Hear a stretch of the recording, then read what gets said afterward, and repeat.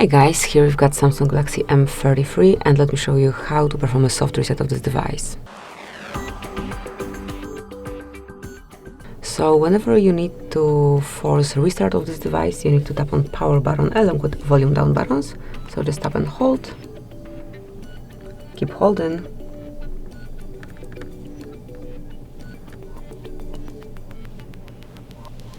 and once you feel the vibration and also see the logo displayed on your screen, you can release the buttons and wait till your Samsung is rebooted. It may take around 30 seconds, sorry.